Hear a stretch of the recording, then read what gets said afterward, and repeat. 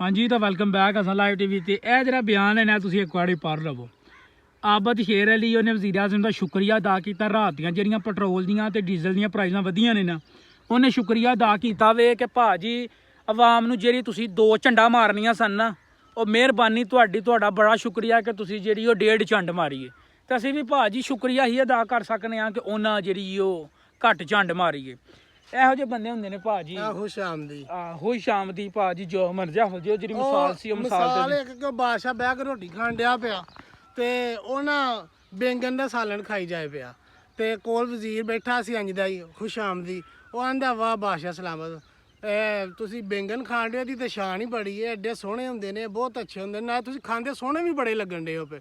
ਬਾਦਸ਼ਾਹ ਨੇ ਹੋਰ ਪਾਇਆ, ਸਾਰੀਆਂ ਡਿਸ਼ਾਂ ਛੱਡ ਕੇ ਉਹ ਹਾਲੀ ਉਹ ਬੈਂਗਣ ਹੀ ਖਾਈ ਗਿਆ। और रात पई ज़्यादा बैंगन खाने की वजह तो या ज़्यादा उन्हें खाना खा लिया खुशामदी की वजह तो रात में उसका पेट खराब हो गया। डॉक्टर ने आख्या जो तुसा ओवरलोड खाना खादा ना उसकी वजह तो इंज होया।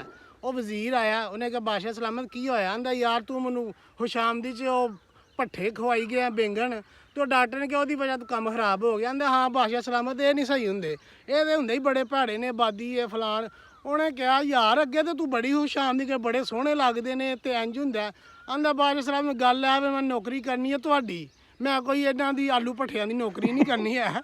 ते गल करन दा मकसद है किसी नूं कोई परवाह नहीं साडी, उन्हें बस अपने शबाज शरीफ ते अपने वजीर आज़म दी नौकरी करनी है, उन्हें ओहदी गल कीती है।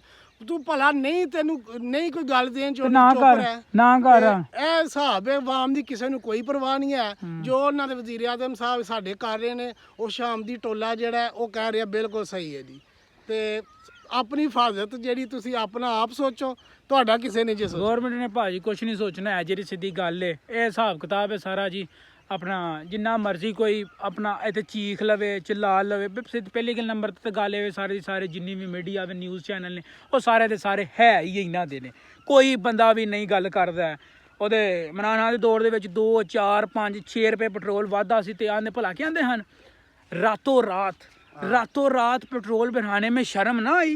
गिरे बाण पकड़ हमने किसने मोहम्मद मालिक है उसका बयान हले भी बड़ा मशहूर है।